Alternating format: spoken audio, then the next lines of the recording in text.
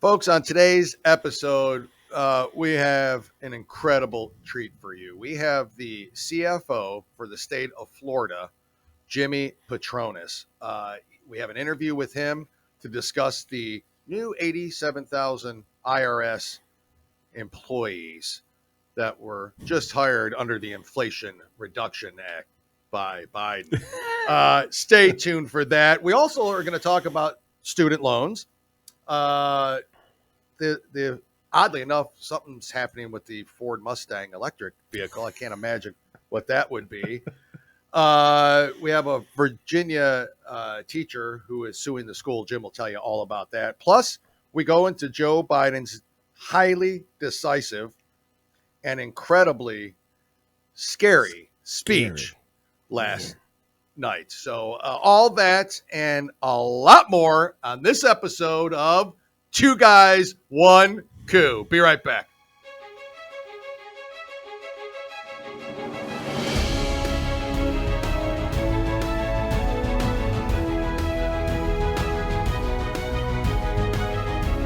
Welcome to the Two Guys, One Coup podcast with Dale and Jim, where the truth matters and progressives' feelings don't.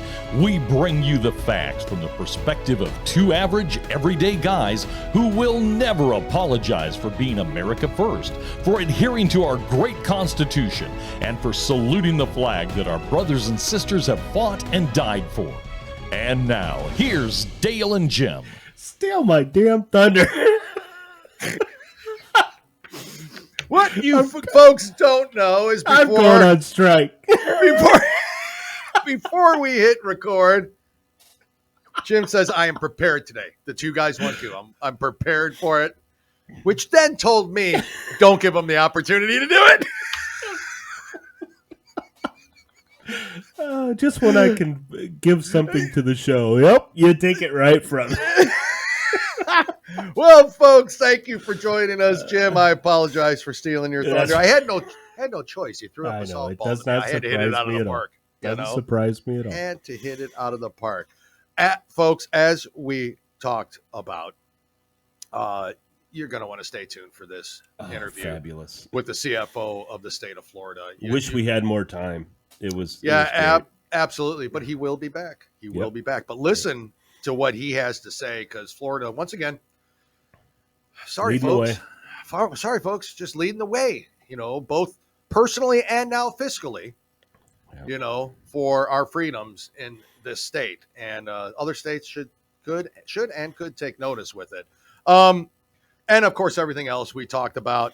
Folks, I'm just going to give you a heads up. We are recording this before Labor Day because of the Labor Day holiday. This is being recorded before then. You're hearing it, of course, Tuesday, September 6th.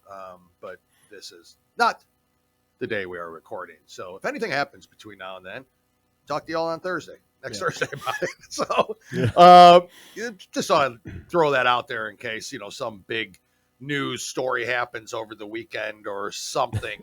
And you wonder why we're ignoring it. Figure out why in God's name we aren't saying a word about it. Now you know. Jim, I want to start off with this. I think folks from previous shows, if you've listened, and a lot are, and we thank you again for that, have heard us talk about one particular teacher you and I met down in Tampa, Florida, during the Joyful Warrior Summit for Moms for Liberty. He was not inside with the rest of the patriots celebrating. He was outside protesting the Moms for Liberty group inside. And that was what we refer to him as. What, Jim? What do we refer to this guy as? Come on, man. There you go. You may have heard it. You may have not. Well, guess what, folks? Come on, man is back with a vengeance. He's got a TikTok. So Jim and I found this TikTok posted by one of the Moms for Liberty groups. And he made a recent one talking directly to Governor Ron DeSantis. Right away, I'm going to play that for you. Jim and I will be back to talk about it. Good morning, everybody. Thank you as always for your kindness and for your insights. Governor DeSantis, as always, with respect, I'm not going to change what I teach or how I teach it in my classroom. And I'm asking every other teacher here in the state of Florida to make a video making it clear to you, Governor, that we're not going to change what we teach, and we're not going to change how we teach it. And your attempts to use fear and intimidation and bullying, it's shameful, Governor. And groups like Moms for Liberty that are scouring through our social media pages trying to find evidence that we're some kind of a Marxist so that they can turn their students into detectives to find teachers that are supposedly trying to indoctrinate our students and teach them to hate America. Governor, this is the climate you've created. And Governor, are you aware that National Public Radio did a major poll 2 months ago, and you know what they found? 75 to 80% of parents and guardians in this country are satisfied with their public schools, satisfied with their teachers, and satisfied with what they teach. That means your supporters, Governor, are a tiny but vocal minority, and they're using fear and harassment to try and make teachers like me feel like we have no choice but to comply with your version of American history, your version of American exceptionalism. So, Governor, I want to make it clear to you, with respect, we're not going to change what we teach. We're not going to change how we teach it. And as far as you guys in Moms for Liberty are concerned, our public schools have always been open. The doors have always been open. We're not hiding anything from anyone. We're doing what we've always done, meeting the human needs of our students. So, Governor, we're standing up to you. And we're going to stand up to you with dignity and with respect, but with fierceness. And you need to hear this because we're starting school next week, and we're not going to back down. So you guys have a great rest of your day, and y'all be well.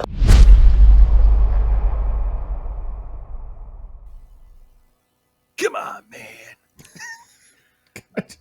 The only thing that makes me mad is he didn't say, come on, man, during that.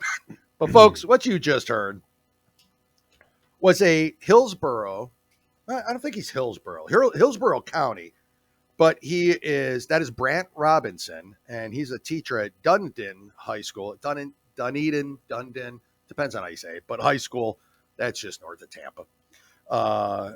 That's, matter of fact, the school Governor DeSantis went to, by the way. But he's clearly telling the governor that he is going to break the law. Mm-hmm. What else is he saying there? I'm not going to listen to you. And other teachers.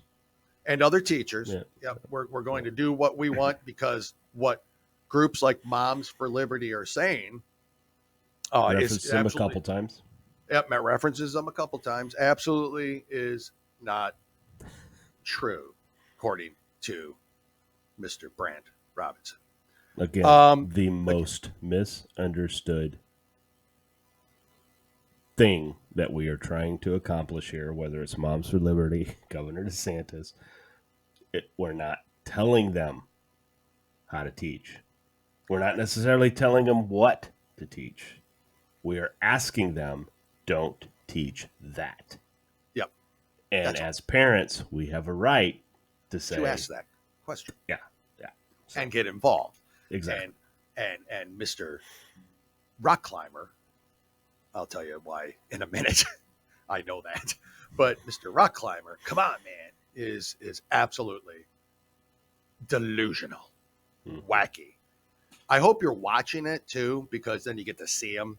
You just see who this guy is. He's a history teacher, 30 years, I guess, been teaching history in the Hillsborough County school system. But I know he's a rock climber, Jim, for a couple of reasons. One, his TikTok is at Climber Brandt, Brandt. Mm-hmm. If anybody wants to go there, just I don't know, mention or leave. We're probably giving him more play than we should. But, absolutely not. But if you want to go, because in then looking him up and reviewing more videos, I may have, while I was there, made a comment or two. I mean, that's just it's the right thing to do, so I did. But one of his videos was very informative, equally as good as that one, but very informative. He tells us that as he's sitting in his car videoing, that he climbs over the center console and now exits from the passenger door, which offers a couple different benefits, Jim, that I didn't know you were aware of. One of them, it's good for your physical health, keeps you in shape. And two, it's because he got in a car accident when he opened his door once. So now he makes it a habit of climbing over the center console. Mm-hmm. Now, I don't know if you're riding with him, if he waits till you get out of the car before he climbs on you. I don't know. I'm not sure. By the looks of him, I'd say no. Just an assumption. I don't know what to tell you. You know, and then I don't know if he drives a stick or not. Maybe that's why he climbs over. I'm just saying, I don't know. I don't know these things. I can't tell. I can't tell from the video. I'm just saying. I don't know why he's doing it. But and we move on. I'm just saying. There's things that I'm trying to make assumptions that it may or may not be true. Is all I'm saying.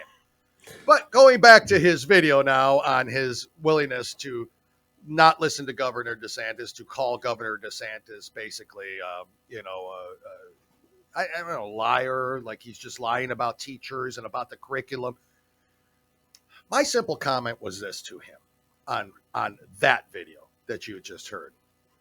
Please look up the book titled "This Book is Gay," which is in the Hillsborough County public school system, as we know, and then report back to me. That was my only comment, because this is the guy that denies any of this is going on. Now, that is one book title out of a series, dozens and dozens and dozens of books. Yeah. But that one particular, because Alyssa spoke about it last time, we went into a little bit more detail about it and doing more research on it. It is absolutely a pornographic book. That's all it is. Yeah. And I said, go ahead and look at that and then get back to me. Now, I'm not expecting any reply from the Come On Man, but because I don't think he'll even look it up. He's invited to come on. He will block me off of TikTok before he ever even responds. 100% guarantee. Because like he likes to say to us, like he was saying there, where is this happening at? What's it? And I want to say to him, what problems do you have with what DeSantis is doing and Moms for Liberty is doing? Yeah. What exactly are you having the problem with? What do you want to teach that they're not happy with? I'm curious to know that. And maybe some don't parents. Say gay bill. It's what he'll say is the don't say. That has nothing to do with him. He's a middle school teacher. Of course it doesn't. And, but that's what he was saying to us out there as well. Yep. While protesting, which has nothing to do with the curriculum. But his also other answer is complete denial. Head in the sand, head up his rear, foot in his mouth, whatever. That is just plain not happening out there. And folks, you've been listening to the show for a long time. And Jim and I have talked to countless people, not just in interviews, but off air as well. This is happening constantly, everywhere. These books are there. That's what's going on. So, I just thought it was interesting how he wanted to. This whack job has 40-some thousand followers on TikTok. I don't know how. Wow. I don't know how. Maybe it's because of his, health tips. Well, if it's 44,000 teachers that think like him, I know 44,000 teachers that students need to be removed from the class immediately. But hey, I as well do too. Jim, we've got a show ahead of us. Again, stay tuned for our interview with CFO Jimmy Patronis. Guys, he makes sense. Yes, and the state of Florida, which is why the Dems don't like him. That's why they don't like him. Why they don't like him. Anyways, Jim, do you want to get into things? I'm going to let you go first. What do you think? Because I stole your intro, your Two Guys, One Coup intro. Unless you have something else to say, before we get into our first segment of the day. Nothing? Jim, you're up. You're up.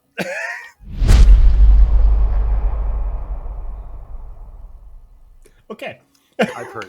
I've heard your widow feelings. Oh, it's not possible. If you haven't hurt my feelings by now, I don't think you ever will. You're probably right there. So, go out and buy an electric car. That's what we're being pushed to do, right? What we're being pushed to do. So, Ford's electric version of its legendary Mustang muscle car, You can't call it a muscle car anymore if it's electric, can you? I don't think so. I call it's new scooter. I don't know. Ford is recalling 1,175 of its 2022 Mustang Mach-E electric vehicles due to concerns that the right rear axle half shafts may have manufacturing defects, according to Ford. The defect means the part could break. Do you need that? You need the rear I think so. for vehicles? Okay. The website Your Mechanic noted the danger of a broken axle. When your axle fails, it's possible that you lose control of the car. You think? I am not a mechanic at all. These are super but I think geniuses. I could have figured it out. Yeah. If you suspect that your axles are about to break, time is of the essence. Once broken completely, your car won't move. Well, if they break while you're driving, it could cause a serious accident. Yep. As part of the recall, dealers will inspect the Mach-E and replace right rear half shafts as necessary. Now, I know right now I've got people yelling out there that maybe are hearing this, that it happens every car, every dealership, every model, goes through recall. I'll get to what I'm talking about in a minute. Yep. All right. There have been no reports from owners of problems with the vehicle, Ford Authority had reported. Then how do you know? Anyway. No reports. We just guessing. The recall covers Mach-E models produced between July 18th and July 29th at the Cuautitlán assembly plant in Mexico. I don't know. Say it again. Where's it from? Cuauti. No. Say it. I don't want it spelled. Cuautitlán. That's exactly how it's said. Yep, the base price of the Mustang Mach-E when the 2022 model was unveiled was $43,995. Oh, so anybody should be able to go buy this car. Pocket change. So the Mach-E has hit with recalls before. In June, Ford recalled some 2021-2022 vehicles because the high voltage battery main contactors may overheat. Jeez, what would happen then? So why I'm talking about this, and I get it, I know all cars have recalls and everything else. You think maybe they forced this vehicle through. You think maybe that's what happened because, so guys, all we're saying, the wonderful Gavin Newsom, who many people think because he's such a bang-up job with California, he should be our next president. Yeah, that's what they think. Oh, my God. Anyway, he wants to get rid of all gas-powered vehicles by, 2035? 2036. Okay. So, they're going to go through these electric vehicles and they're going to push them out too quickly. They're going to get them out there and shit like this is going to happen. Now, is this going to be the way it is? No. Eventually, over time, things get better, they're manufactured better, and they improve. But recently, it's like, guys, this is what we're saying about the whole thing. Yeah. Okay? Our infrastructure is not ready for it. Oh, it's not. That was going to be my point. Everybody to move into this stuff. Yep. So let's press the brakes, back up a little bit. Sorry, she's playing again. Back up a little bit. Back up a bit and say, okay, if you want to do this, people want to buy them. I don't care. Buy whatever the hell you want. That's what it is. But we need gas. Okay, we need oil. We need like that stuff's not going away. I mean, you have to power these. But Dale, why can't we do this all the time? Why can't we make electric cars? Yeah, and gas-powered cars. Let Americans choose. Because that's not how it works, Jim. But we've already talked about that climate change issue where not everything was in there that was supposed. They didn't have all the facts. They took out what was going to hurt there. Anyway, research climate change and people who are against it. Yeah. The story will pop up, hopefully. It will. But, Jim, that's not how it works under Democrat leadership. You don't get Pedo Hitler. Oh, we'll get into that next. Hashtag pedo Hitler, guys. Hopefully it's still trending by Tuesday. It will. Yeah. It will be an old story by then, but probably not. But anyways, that's not how Democrats want you to live. They don't want you to have a choice. That's craziness, Jim. Mm-hmm. They want you to have what they want because somebody's invested in electric batteries and somebody's invested in new chips and somebody's invested in, how else you going to make money, right? So it's crazy. And there's some good electric vehicles out there. Don't get me wrong. Oh, that's not what I'm saying. There's some very nice, good electric vehicles. Personally, I think Cadillac has come out with the Lyric, which is a beautiful looking vehicle. Mm-hmm. Don't get me wrong. I think they're getting better, and they are. It's still not affordable for any human being. And it'll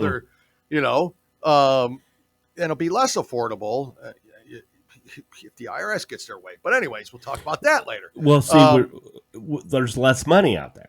And so you're asking low income families to go purchase. Yeah. Now there are cheaper versions of electric cars, but what's that going to get you? How long are they going to last? How well are they built? Exactly. They're not. They're not. So there's not an economical way to make an electric car. For one, it's destroying the planet, which I don't know where all these whack job environmentalists are at. And two, great, I can afford the car. Now it's going to cost me equally as much when my battery goes. Yep. It's impossible. This is an impossible thing that they're doing right at the moment. And because, like you said, our infrastructure isn't set up for it. We can't do it. And I don't think the planet's technically set up for it right at the moment, So, and I'm not like a whack job planet guy, right? I'm like save the environment, climate change guy. I'm just saying there's just more efficient and better ways. Efficient in a way where I say it's more affordable for us, the consumer, for them to produce gas cars still. That's it. I think Dodge is getting rid of the Charger and the Challenger next year. I think that's going electric. What's happening? Ford's, I think, looking at getting rid of some of their popular SUVs that are eventually they're going to be. I don't know. That's what I'm thinking. I'm thinking in 3 to 5 years, you're going to have very little gas powered choices if it continues this way. Well, even if that's the case, though, can you imagine? If they're doing this move, imagine how much gas is going to cost then. Yeah, correct. Yep. Because there's still going to be a lot of us that are going to, I don't want an electric car. Design, it's going to be expensive. I don't want to be made to do something. If I want a damn electric car, I'll go get one. Well, Jim, and it's not helping the environment. I don't care what they say. Yeah, the car, we talked about this on the last show. Yeah, the car itself may not have any footprints, right? Correct. We don't have it. But how you make it, how you make the stuff that goes into it, we've already been over it. Yeah. The chemicals that go into making these batteries, the minerals, the guys. The landfill it leaves in the ground. It destroys lands. And people's water stuff trickling into their systems. Correct. But see, we don't talk about that. The Leonardo DiCaprio's while he's in his private jet flying over, they don't talk about that. Correct. Driving his, gas powered Escalade or something. He's not. Come on. It's ridiculous. This is. Maybe he's got a Tesla. I don't know. But anyways, yeah, it's just ridiculous, Jim. So, well, Jim, that is the electric vehicle update for the day. Again, they're trying to screw every American like they always do. You want to move on? Yeah, absolutely. Let's do it.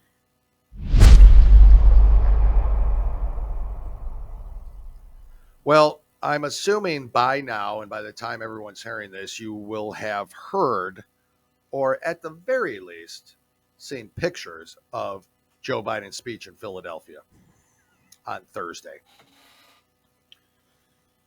I can't even imagine what they were thinking or what the goal was with the backdrop itself. Let's not even get into the speech yet. Take a look at the pictures of a very dark and shadowed Marine standing back there under the red background. So everything's basically red and black. Red and black, right? Independence Hall, people.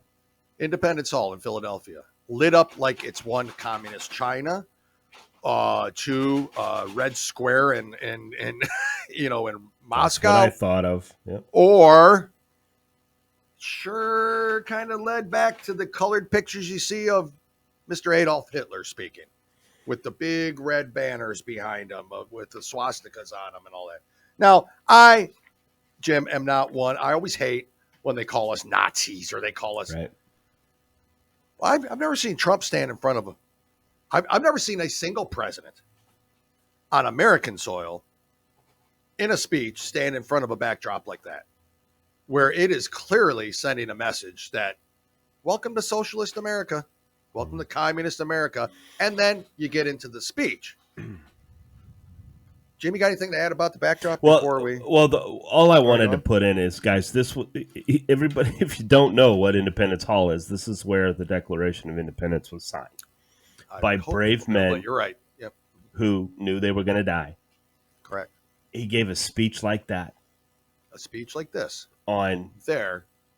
In the way he said it, and we'll get into the speech. It's it's hallowed ground. This is where our country. To me, it's insulting. Founded. It is insulting what he did. Anyway. Dale will go into the body of it, but that's what my problem was. Is the backdrop was Independence Hall, decked out like communist Russia or communist China. Exactly. And I think that's everybody's problem. No, that's not. No. I think that's everybody's problem. It was, guys. I mean, I'll throw a picture up there just so people can see if you didn't see it. But honestly, by now, if you're listening to us, you most likely have seen it. So this may be old news at the time, and of course, there might be other opinions that come out. But I don't care. Our opinions matter, right, Jim? Yep. Let me get into this speech. So Biden went on the offensive, and he did. It was offensive, all right, but offensive during his address outside of Independence Hall, as you mentioned. The president said that the country was at an inflection point.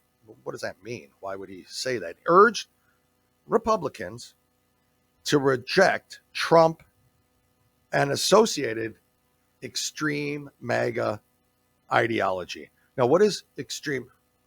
I think everybody knows now, right? What does MAGA stand for, Jim? Make America Great Again. What is extreme? I'm still waiting for somebody to tell me what's so extreme about that phrase or about what's wrong with having a nationalistic view, that you want your country to thrive and be protected and abide by the law. Anyways, we go over this all the time. Because it's not a socialist and communist thought process like the liberal left has right now. That's why. And since when Biden is exactly, boy, he is the puppet they needed, isn't he? He even is as stupid and as ignorant as Biden has been his whole career. He didn't even have this extreme view. You know what I mean? No. This was not Biden. Mm-hmm.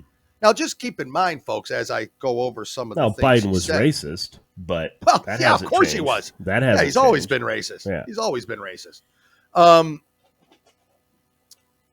As I go over this, I want you to keep in mind during the 2020 campaign, when you eventually did see Biden somewhere and he spoke about how he was unifying everybody. He's the president for all Americans. How he is the one that is going to bring the country back together and end this division that Donald Trump has created. So here's some of Biden's speech. We must be honest with each other and ourselves, quote. Biden said, too much of what's happening in our country today is not normal. Donald Trump and the MAGA Republicans represent an extremism that threatens the very foundations of our republic. That's first. Now, I will give Joe Biden credit for this. Thank you for noticing that we are a republic, because your backdrop says we are not. That speech. Yeah. But, real quick, this country became divided during Obama's presidency. You mean the one that's still going on today, Obama's presidency? So let's not. Yep. Yeah, let's make sure we get that correct. Go ahead. That's right. Biden the puppet is being told what to say. by Obama and the cronies that worked for Obama that now currently still work for Joe Biden. Biden said that, quote, not even a majority of Republicans are MAGA Republicans, but argued that the country was under threat due to Trump and his followers embracing an extreme ideology and controlling the Republican Party. Jim, what is the extreme ideology again? Wanting to work hard, make your own way, low government, low taxes, be accountable for yourself. Correct. I don't know. Those don't sound like bad things to me. Buy American, support American businesses, bring businesses back to America. Stop giving money to China. Make sure people are employed, and that's all races, colors, doesn't matter. Those are now extreme ideology, Jim. How dare us? So, how dare us do we even do that? MAGA quotes keep coming. MAGA Republicans do not respect the Constitution. End quote. We don't respect the Constitution.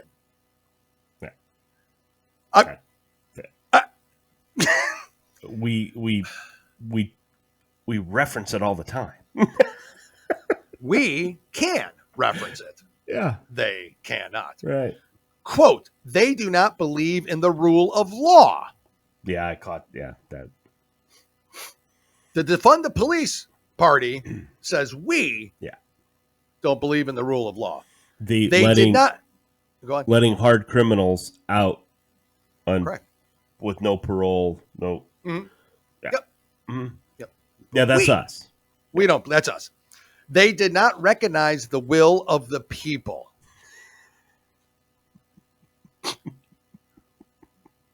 What? I don't even know where to go with that one.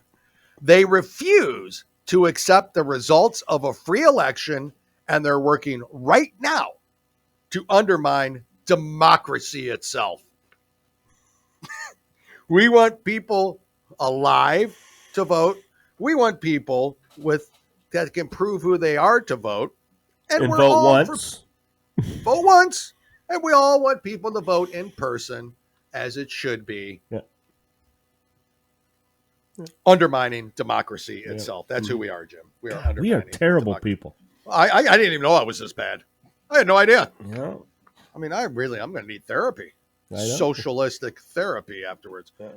Quote, MAGA forces are determined to take this country backward. Backward. Yeah, a couple years backward. You're not wrong. Mm-hmm. You're not wrong, Joe. Yeah, we'd love to take it back to 2019, 18, 17, 16. We'd love to take it back. So he's not wrong. I agree with you, Joe. Congratulations. Oh, but it goes on. To an America where there is no right to choose, no right to privacy, no right to contraception, no right to marry who you love. Oh, Joe, you could have ended it right on, we want to take the country backward, but you couldn't. You just had to go on. So, Jim, you do not believe in contraception now.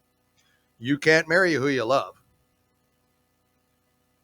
No, you want no right to privacy and no right to choose. Nope. That sounds just like us. That does not sound like us. Yeah, you're going to force me to buy an electric vehicle. Well, that's not a right to choose. Mm-hmm. You're forcing me to get a shot. You're forcing me to get a shot. It's not a right to choose. Forcing me to wear a mask. That's not a right to choose. So it's not a right to choose. You have no right to privacy. So I want more IRS agents to in higher government to get involved in my private affairs. Wait, that doesn't sound like us, Jim. No right to contraception. You're right. I can't tell you how many times I go to a Walgreens or CVS or Walmart and I take all the condoms. And there's no condoms. There's no condoms. You can't even find them. Yeah. Thank God, right? That we conquered that fight. See, what he's forgetting to say is free. Oh, that's true.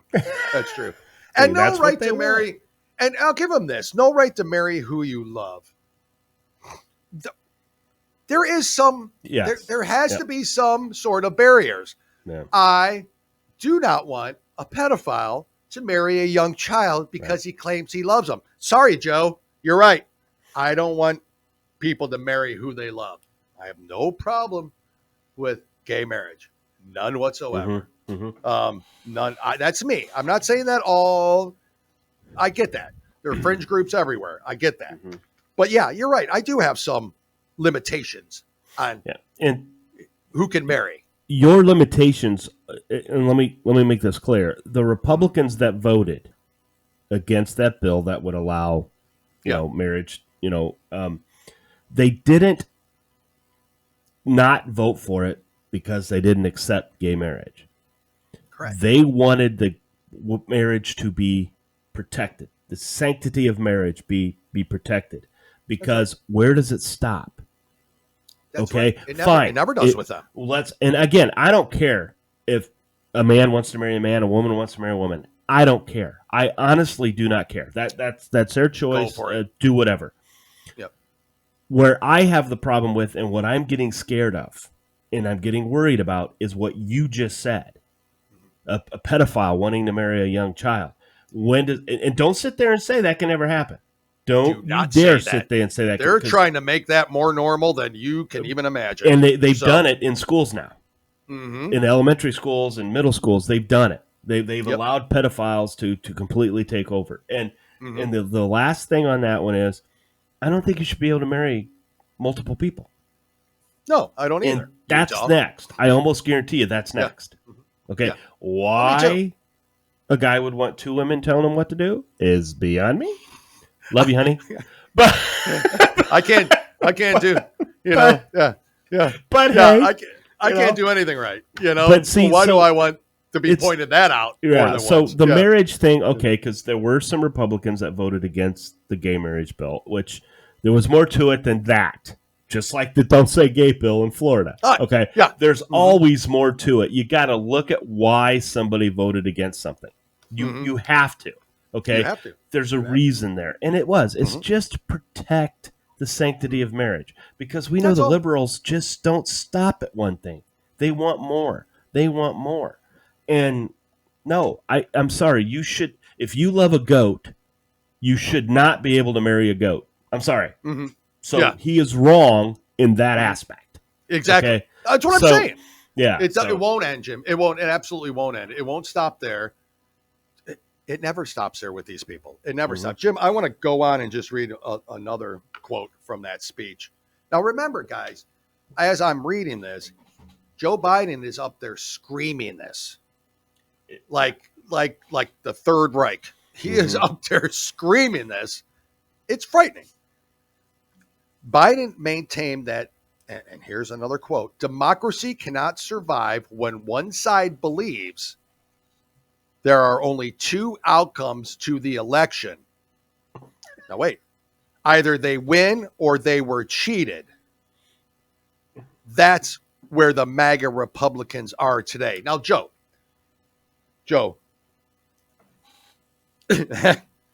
what are your ideas of outcomes of an election, Joe? Probably, if you don't agree with that, then probably you either win or you lose. Again, two outcomes to an election. But Joe, he was also the one that thought the Russian Steele dossier, Hillary was cheated. He felt that way too then. Correct. So, and I think Hillary claimed she was also cheated on an election, right? Herself. And just one thing clear. Well, how do people forget there's that? evidence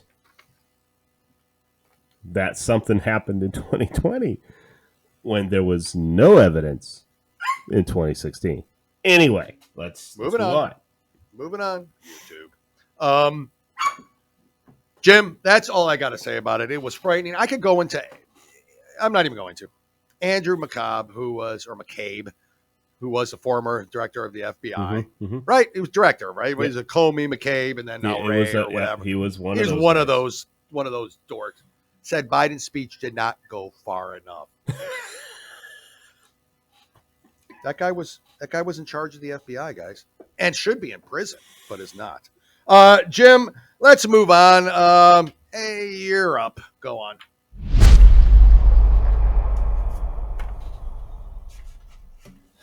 Okay. Are you going to make me laugh, Jim, today? Well, yeah, we got to try. I got a couple quick stories here I want to go into. Yeah.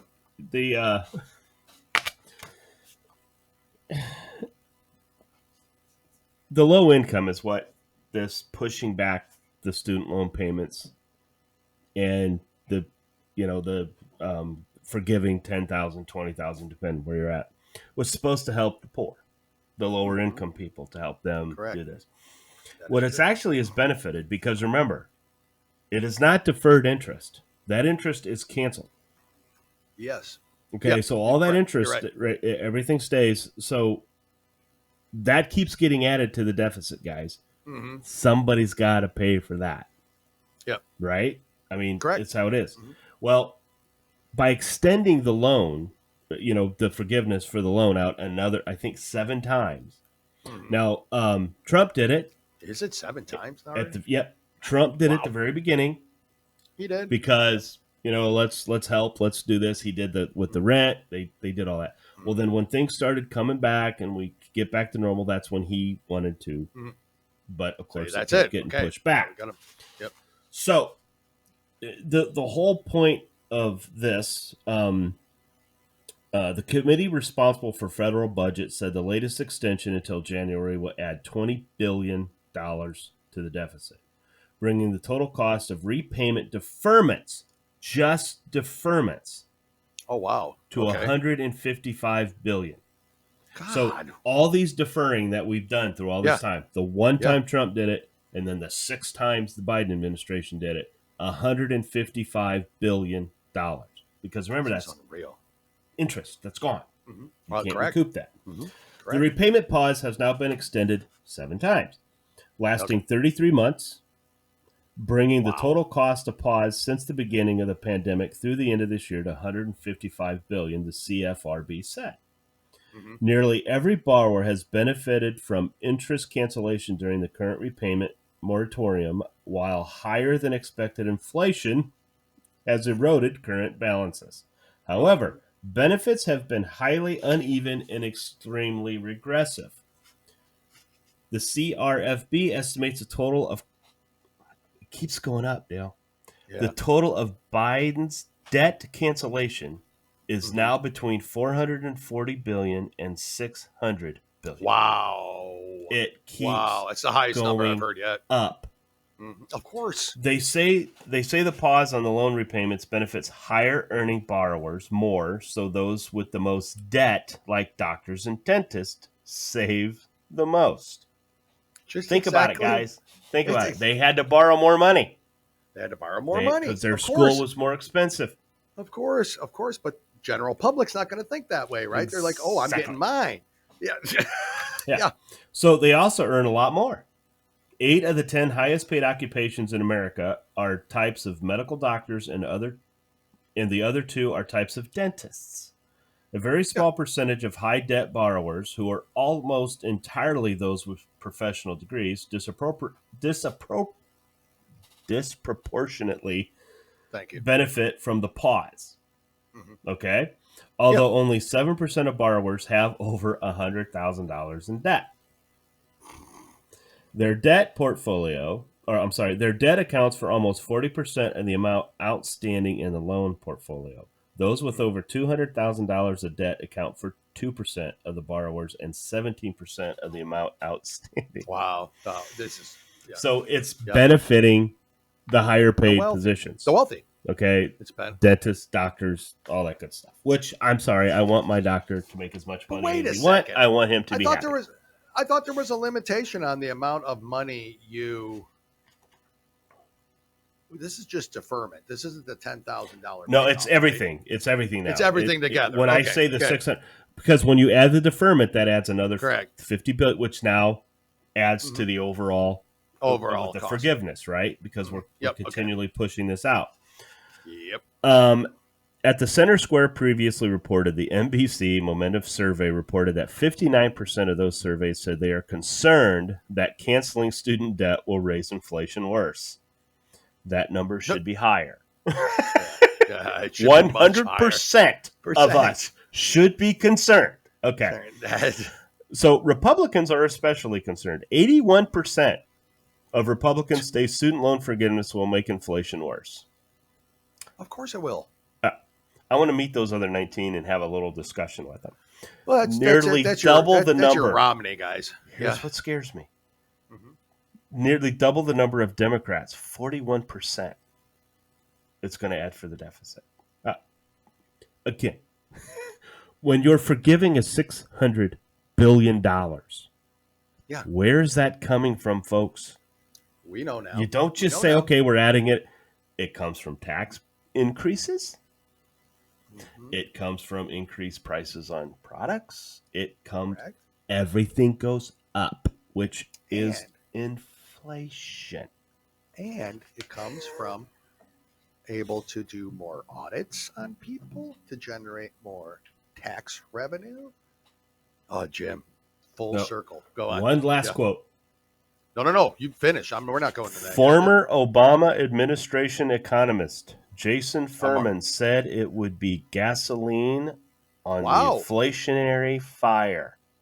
So he did not get a job with the Biden administration. Exactly. Pouring roughly $500 billion of gasoline on the inflationary fire that is already burning is reckless. This is an Obama person that said something is reckless. How bad could it be then? Real bad. Yep. Jim, do you want to go in real quick to this Virginia teacher? Yeah, I'm doing it just real quick. Go right to our interview. Okay. Yeah. Oh, you don't want to do your last story? No. We'll just go right to that, and then we'll. Yep. Just want to say, a group of parents and teachers in Virginia. Did you hear what I said? Parents and teachers. Oh. Okay. In Virginia are suing Harrisonburg City Public Schools to temporarily block a pronoun policy that prevents teachers from misgendering a student or disclosing to a parent if a child picks pronouns that adhere to a different sex than the one they were born with. So Deb Figliola, I'm pretty sure I got that right, one of the teachers involved in the lawsuit, joined Fox and Friends First Friday to elaborate on her fight for parental rights in the classroom. So there are teachers out there, many of them, that do support this. Yep. I fought back because I basically don't want to lie to kids. Okay? Get that? So there you have it. Lie to kids, because that's what it is. It's a lie. Yep. It's a lie. Figliola said, I don't want to lie to the parents. I want to make sure that people who are most important in their lives are involved in their lives. So, Dale, what happens when a child is failing in school? Yeah. Who does the teacher usually blame that on? Not all of them, but who do some of the teachers blame? The parent. The parent's not involved. The parent doesn't do that. Correct. So they want parent involvement there. Yeah.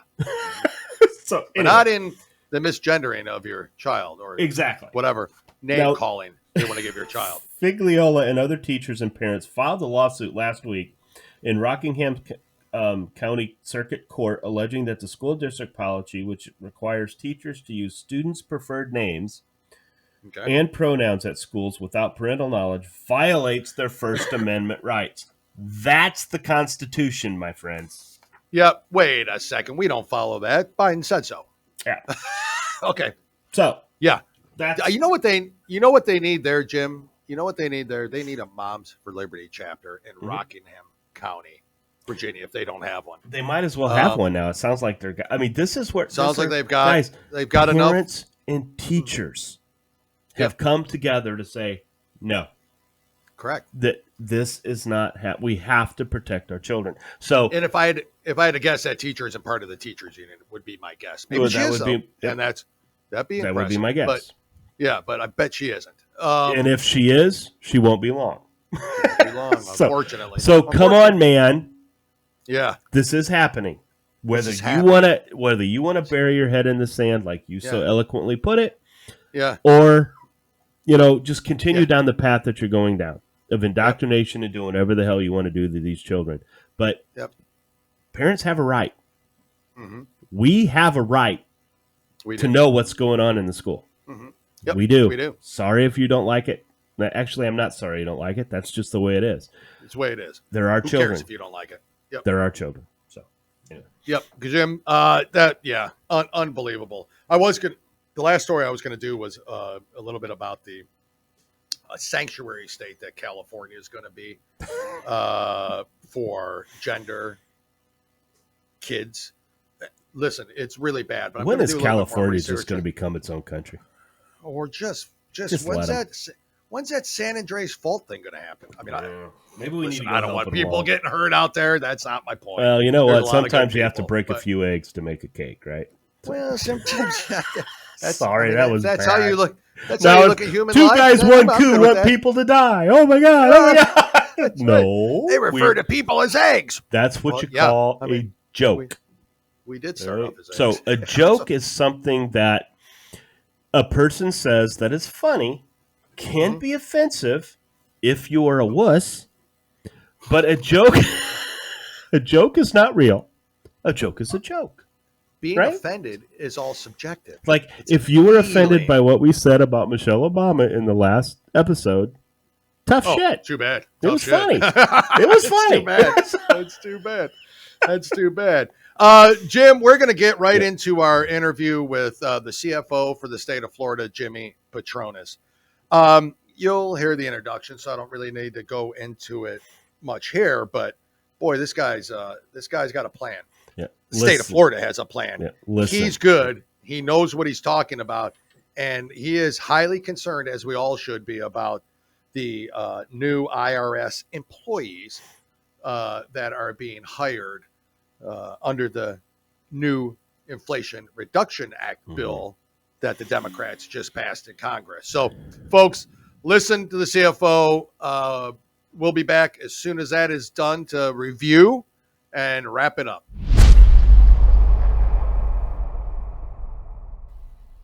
Well, folks, we got a treat today. We are extremely happy to have on the podcast today Jimmy Patronis, the CFO for the state of Florida. Jimmy, thank you so much for coming on the podcast. We do appreciate it.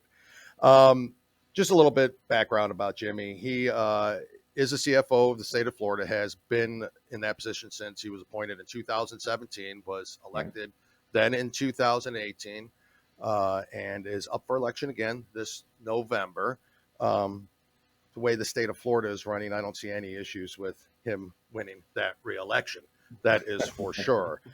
He was also a member of the Republican House of Representatives for the state of Florida from 2006 to 2014, and is a native of the state of Florida, Bay County, where he is also owner of a restaurant there as well. Yep. So it's Captain Anderson's. I'll just throw it out there right now, and we'll talk about it. And I'm eventually going to try the 32-ounce tomahawk ribeye.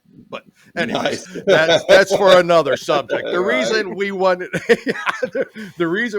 to talk to Jimmy today, and again, thank you for coming on, is to discuss the subject of the new IRS employees. I know not all agents, but a number of them will be 87,000.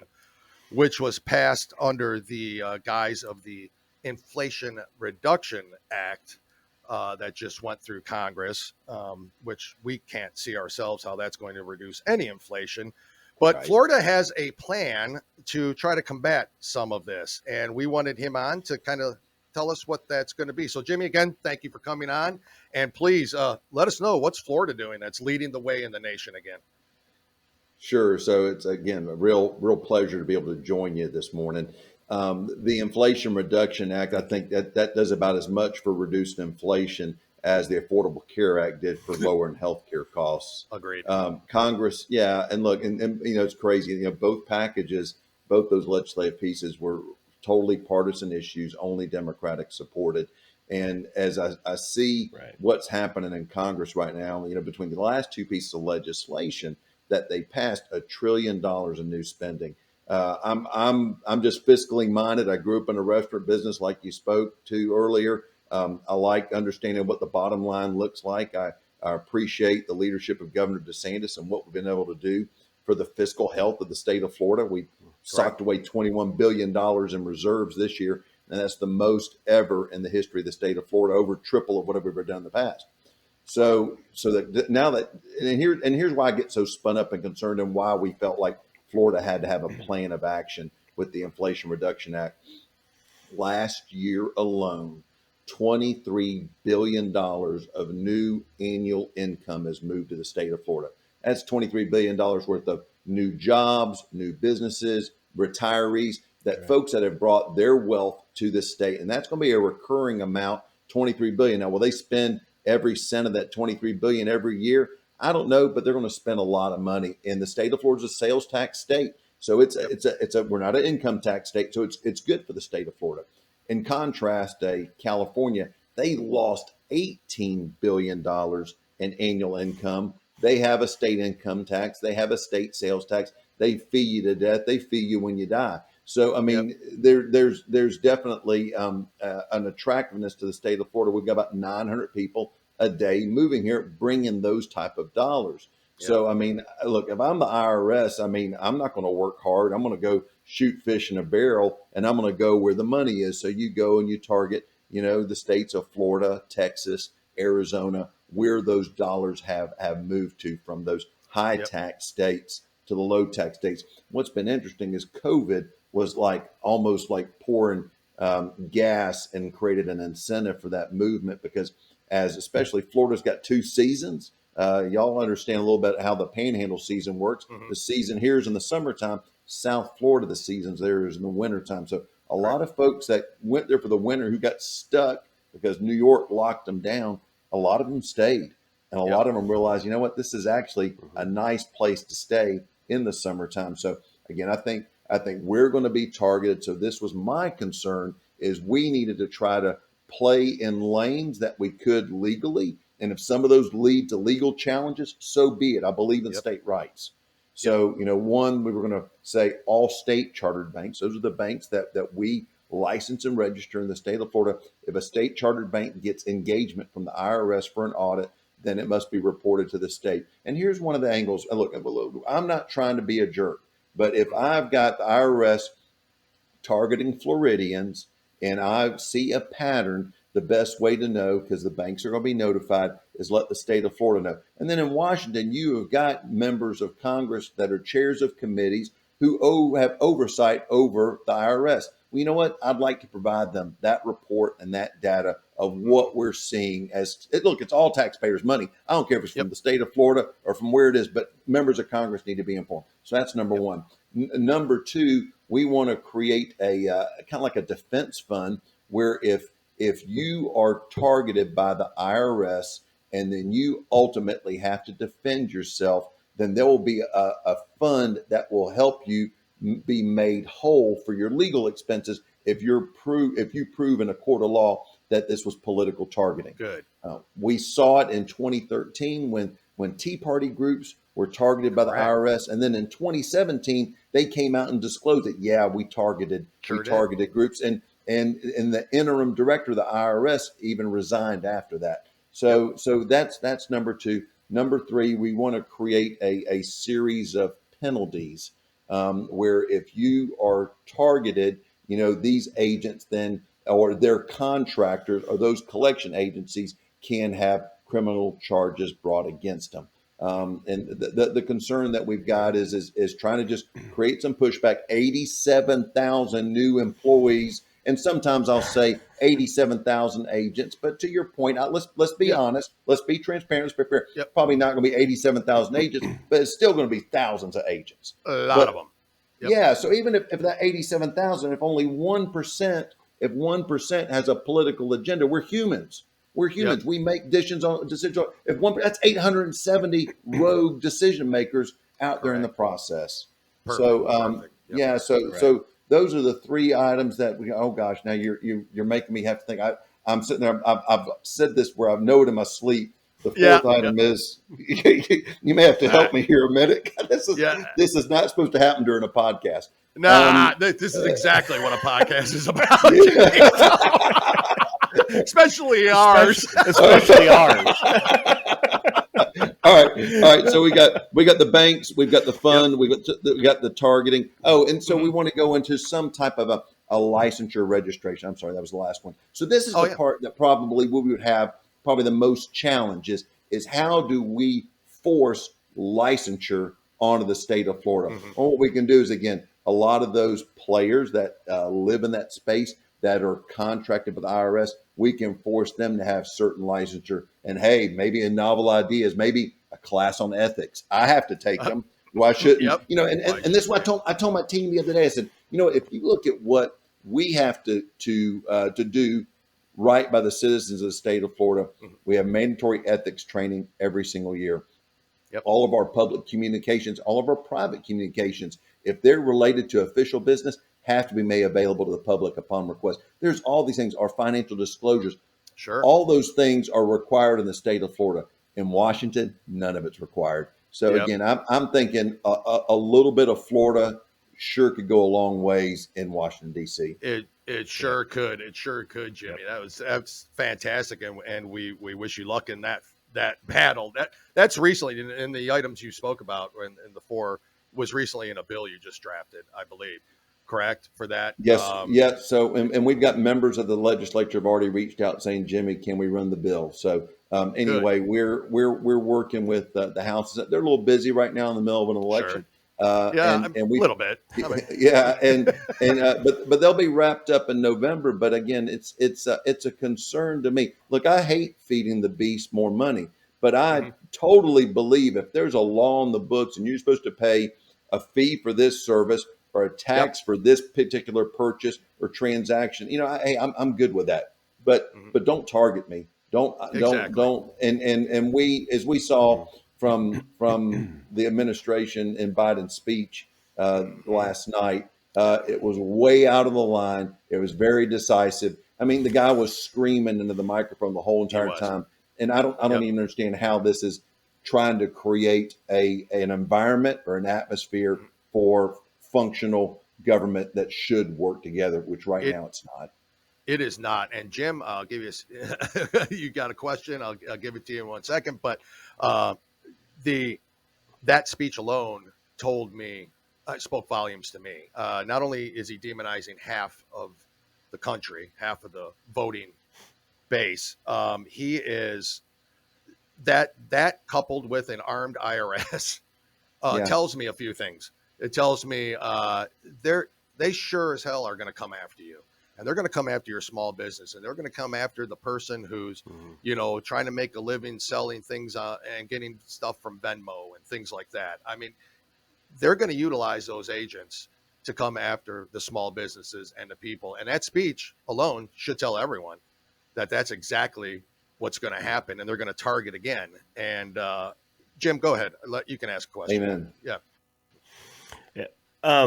Did it give you to me, it gave the Khrushchev moment, when he was speaking, when he, yelling and we'll bury you and stuff. That's what it kind of reminded me of from his end. He's going after us. But you mentioned, the administration came back and put us all at ease with this 87,000 new IRS agents by saying, one, it's because during the Trump administration, he just took away a lot of the positions in there. So they're just building it back up, and they're only going after the higher echelon of taxpayers, right? The top of the top taxpayers. That's all they're going after. Well, we know that's wrong. We do. I mean, we all know that's wrong. So Jimmy, in your opinion, because you're really involved in this, and you kind of mentioned a little bit of it, but where really are they going to go? Are they going to go to the Venmo accounts? Are they going to go, not the ones who do business over Venmo, because you need to pay your taxes on that. We get that and all that stuff. But what happens when grandma decides to send you $1,000 for a Venmo? Are we going this far? Is that what's going to happen? What I do know is the CBO, which that's the Congressional Budget Office, they're nonpartisan. So they call balls and strikes, and sometimes they're critical of Republican legislation. When Republicans are in power, they do the same thing to Democrats. So the CBO scored this and said, what happened is in that particular piece of legislation, $80 billion was invested for this IRS expansion in order to capture $200 billion in new taxes and revenue. Okay.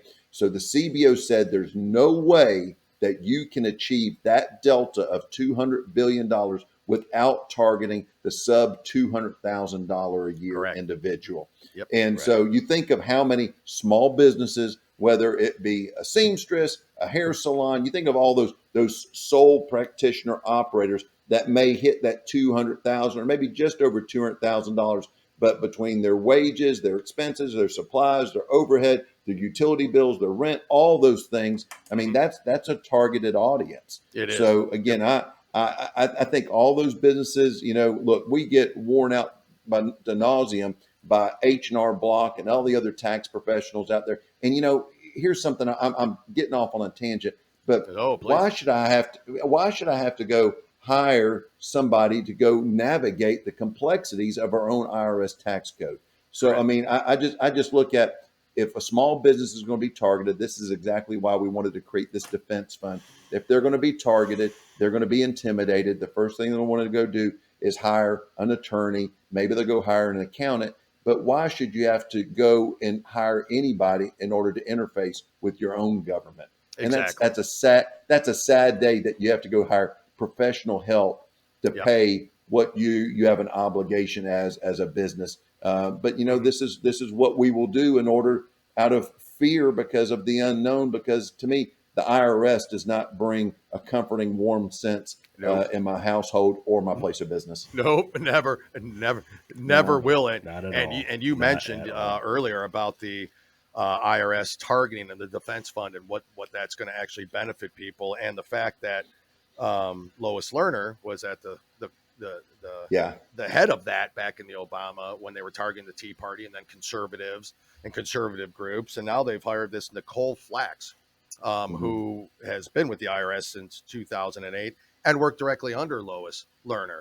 So anybody out there that thinks that a defense fund is probably not going to be needed, and what are we doing this for? It's a Lerner crony. It's another Democratic crony that's going to be operating the IRS and in charge of these 87,000 new employees of the IRS. So frightening stuff, to be honest. Sure. Well, I wasn't going to be a lifer in this process. I still don't feel like a lifer. I did 8 years in the legislature, and I worked in the family business all during that time. And then, like I said, then Rick Scott asked me to take on this job as CFO. So I still, I'm still wired as a customer service person. I know that in the restaurant business, if I don't take care of the customer, somebody else will. And so my attitude, at least when my office is in Tallahassee, and I tell people I get to be the state's business manager. I've got a lot of obligations underneath this with a lot of great people. But I tell my team, I said, if you don't take care of the customer, I'm going to find somebody else that will. And I feel like, we're here to serve the citizens of the state of Florida. And that's the role that we play. And I just think of this, look, I know COVID was a massive stress to our nation. It was a massive stress to the IRS. We wouldn't have had to extend the tax filing deadlines if it wasn't for the challenges imposed by this. But again, doing this supersized expansion of the IRS to me is nothing but growing government at the expense of the taxpayers, and not just me and you. It's our kids and our grandkids who don't even have a vote in this. Exactly. That is a perfect way to end that. Jimmy, again, we want to thank you for coming on. We wish you the best of luck. I, for one, will be voting for Jimmy Patronis, as I encourage all Floridians to do. If you'd like, fiscal responsible government, and if you like your freedom in the state of Florida, as we've grown to love, then Governor DeSantis and his folks like yourself must be reelected, and 100% believe you will. Jimmy, again, thank you for coming on. That was great explanation. We'd love to have you back on after the election. See where this all goes, see how the voting goes on the bill. It's important. We'll keep telling our folks about it. And again, thank you. And, we wish you luck. Thanks. And look, I love to be accessible. I'm at Jimmy Patronis on Twitter. You can email me at jimmy@joinjimmy.com. It goes straight to my phone. And look, just let my office be of service to all of you. Thanks so much. Oh, we appreciate that. Great. Yeah. And from a guy I'm from Indiana, and we're okay. I mean, we do pretty well. I mean, we're conservative for the most part, but I'm jealous of Dale and you guys down there because you guys have it together, and it's really cool to see. And if I could vote for you, I would. Well, a lot of our listeners can. A lot of our listeners can. So, yeah. We don't want that. We're not the state of Pennsylvania down here. Yeah, we're not Democrats. See, I was going to say that, but I thought, well, maybe not. But yeah, okay, you're right. Yeah. Now, if it was the 2020 election, excellent. Well, Jimmy, thank you again. We do appreciate it. Again, fantastic information, and we love the fight. Florida's leading the way again, and other states are taking notice. And that's because of the leadership of Governor DeSantis and yourself. So thank you, Jimmy. You have a great Labor Day weekend, and we'll talk to you soon. Sure. God bless. Take care. You too. Bye-bye.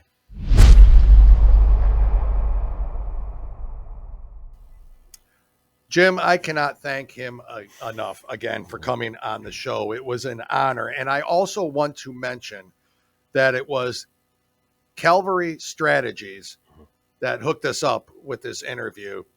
You may have heard us talk about them before, but they are a media company that we met them down at the Joyful Warrior Summit in Tampa, and they have hooked us up with a couple interviews, and this one is very much appreciated, and without their hard work, this would have never happened, and without Jimmy agreeing to come on the show, which we can't tell you enough. This guy's amazing, and he knows what he's talking about. Jim, what'd you think? The one thing that stood out, and you and I talked about this before we started recording, the CBO, all right, they talk about, it was said $80 billion is what's going to be added for this, for the 87,000, okay? IRS agents, to get $250 billion in, let's face it, $250 in tax money, okay? Yep, $250 billion. The CBO said there is no way. Now, for those making over $250,000. No one under 200. Now remember, it was 450 to begin with. Now it's down to 250,000. The administration says, "Oh wait, it's 250." We know where it is. Really, and they do that because the CBO says there is no way you can get the 250 billion you're looking for at that level and above. Correct. So, folks, that number is going to continue to come down. Because if they want to match that 250 billion, it's going to have to continue to come down. So I know it's a joke. Some people like to joke about it, but guys, depending on how much money your grandparents give you at birthdays, or whatever, or if it's a significant amount of money, graduation. Which think about this, graduation. Some people get money, quite a bit of it. Are they going to tax that? Are they going to? Don't sit there and say that they can't, and they won't. Correct. They're going to know what's in your account, your bank accounts. They're going to know they are not. And you heard him put it so. He put it so eloquently when he said, "Okay, let's just say 87,000 is not. Let's say they're not all agents. Okay, let's say they're not all bad people, but let's say there's just 1% of that." 870 rogue IRS agents knocking on doors around this country, armed, by the way, to come after your business or your own personal assets. So Jimmy reviewed the bill that he has just drafted within there. The one thing that really stood out to me was the fund in Florida. In case you are basically falsely accused of this. They come knock on my door. I show them my receipt. I sent them my taxes. Everything's on the up and up. But I still incur legal fees because I've got to fight the IRS. Now it's my burden of proof. Not the IRS's to make sure that I'm guilty of it. I've got to prove I'm innocent of whatever the IRS is wanting to say. And there's a lot of fees. You've got to hire an IRS attorney, an IRS accountant. There's a lot involved with this, and Florida is putting a fund away to repay you if that happens, which is amazing. And they can do it because you heard about the $21.8 billion budget surplus that the state has. Folks, Jimmy is this guy. He knows his stuff. The state of Florida cares for their people. Other states take notice, and get on board with ideas like this. And he made a good point. Are they going to focus a lot of their attention on nothing against the state or anything like that, but like Kansas or something, right? Or Nebraska, where the population is less, where they're not bringing in the revenue that a tourist state like Florida brings in, or Texas is bringing in, or Arizona brings in.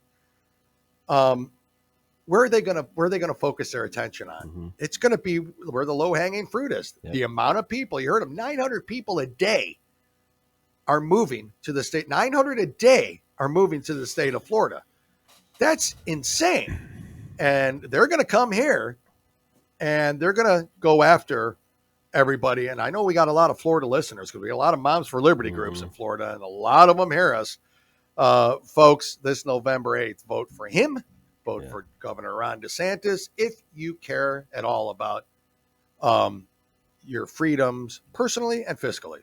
That's all. And just keep in mind what they say. And just keep in mind the whole comment is that there was no way to get that $250 billion with the group of people that they said they were going after. Correct. There's no way to get it. There's no way. They have to lower it. There is going to be a record number of audits in these next few years. And it's now I know the Republicans are trying to block it. They're trying to do something to do all this stuff. Because, guys, it's open season. Yep. His speech just so happens to coincide with the higher. Look, he's not going after Black Lives Matter. They're not going after liberal groups like that. Conservative groups, look out. Conservative people, look out. You heard who they hired to replace to take charge of all this was Lois Lerner's, crony. And Lois, of course, was disgraced IRS in charge of the IRS over the Tea Party scandal where they were targeting them over conservative groups, conservative groups, people, church groups. Yes. So, guys, we know what's going on here. They're coming after you, and Biden's speech tells you as much. We are the problem. We are the ones that are creating all the havoc. We are the cheaters. We are the ones filled with scandal. We are the ones who want to bring the country down. Boy, I'll tell you what. If I ever thought this would have happened in less than 2 years, honest to God, I knew Biden was a terrible human being, and a terrible legislator to begin with. But if I thought it was going to get this bad this quick, it's taken me by surprise, honestly. I'm even surprised that it's gotten this bad this quick. It's incredible. Thank you again to the CFO. I mean, that was great. We look forward to having him back after his reelection on November 8th, along with Governor Ron DeSantis. We will have him back. We will talk about this bill again because it's, it probably won't be decided. And I think he may even mention it, that it might not be decided till after the election itself, because it's a busy season for people who are running for office. And they have to put in the work because, if they don't and they get voted out, Florida will be right back where California is, especially if Charlie Crist gets in there. Jim, I also want to thank again Cavalry Strategies. And it was pretty cool because they were the ones that reached out to us and said, hey, because they knew we were talking about that. And so they said, Jimmy Patronis is willing to come on. They represent him, that he can come on and talk about it. And guys, we can only tell you what we read, what we learn, what we research, which is probably a lot more than the average American looks into this stuff. I'd say. But this is a guy that knows. I mean, this is a guy that's his job to know. It's his job to know what's going on. And that's why we thought it was a great idea to come on so you guys can hear it. And hear what's at stake. Yeah. Hear again what's at stake. Yeah. And again, I don't know what it's going to take for other states to jump on board with things like this, but I'm sure it's going to happen. I'm sure other states are doing things in the background to try to combat this IRS influx that we're going, could potentially see soon. So, Jim, that's it. That's all I've got today. for the show. I thank everyone again. Jim and I both thank everyone again for their continued support. Hopefully pretty soon I'll have our new logo posted up on that poster behind me, and Jim will have one as well. A lot of good feedback on it. Again, thank you. Good feedback. Yeah, absolutely. Yeah, Julie Bridges, great. Yeah. Wonderful. So amazing. Yeah, amazing job. Really getting a lot of compliments about her artwork, and rightfully so. Even Mama Dale approves, right? Mm-hmm. Yeah, now. So, anyways, Jim, thank you for your contribution again, folks. Thank you for listening. Again, you're hearing this after Labor Day, so I hope everybody had a safe and happy Labor Day, as well as you, Jim. And good luck to you Saturday night, by the way. Thank you. We'll see what happens Tuesday. When you hear this, then you'll know next Thursday the mood I will be in. Yeah. So, anyways, for the next folks, year, probably for the next year, for the whole year. Game 1, we'll see. It's just crazy. This time of year just gets me like, I know. I'm that way this way. I know you are. I know. I may have, maybe a little bit more bourbon this weekend. I don't know. So we'll see. I've got my Oktoberfest by Sam Adams, man. That's out now. Nice. Ooh, I'm sure it is. I love that stuff. It's got to be by now. Yeah, shoot. Of Adams, if you want to, I'll talk about it for free because it's so great. But if you want to give us some, of course, then we'll have IRS agents all over us. So you're dang right. Yeah, we don't want that now, do we? Oh, I want Jim. Really, honestly, importantly, before I forget, we are into September, and by the time you hear this, it's September 6th, which will only give us less than a week left on this Title IX nonsense. Yes. So I really want to bring that up again. Go to childparentrights.org/title-ix/. That is where you can go fill out the form to stop Title IX from allowing that to take over as the rule of law within the school system. It's very important because it opens up all sorts of new avenues to transgenderism and what a school can and cannot do. You think it's bad now. If that goes through, just wait. So you got to go there and stop it, folks. And I know the average leftist does not know this, but there are a lot of groups out there. LBG is complaining about the T because that's causing all of these problems. They don't want this going into children. They don't. And we have a very special guest coming up next week, we hope. We do. With another interview, which will kind of fall into this stuff. But he's fantastic. He's phenomenal. And we look forward to that interview. But yeah, guys, we can't stress enough. Dale will give you the site to go out to do that too again. But it's very important that you go out and fill it out. I know it takes time. I understand it, but this has got to be stopped. This has to be stopped. That's the least we can do, honestly, is take 10 minutes to go fill this out to stop this. I mean, we have people out there fighting this every day on the streets and in legislation and all that. I think we as people can take 10 minutes to make sure it stops. So this is not just sports, guys. But my God, just do it. No. This goes well beyond sports. Yep. Well beyond sports.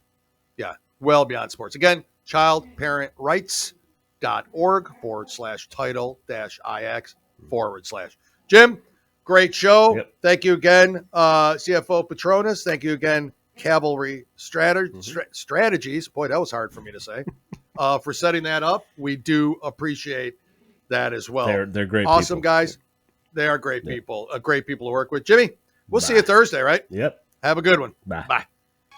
You've been listening to the Two Guys, One Coup podcast with Dale and Jim. Remember, you can watch on YouTube and Rumble and listen on Spotify, Apple Podcasts, Stitcher, or anywhere you listen to podcasts. And if you like what you hear, go ahead and give us a 5-star review. We really appreciate it, and it helps others find us when searching for podcasts. Don't forget to follow us on Facebook and TikTok. Just search for Two Guys, One Coup. That's the number 2, guys, and the number 1, Coup, C-O-U-P. Thanks again for listening to the Two Guys, One Coup podcast, and God bless the United States of America.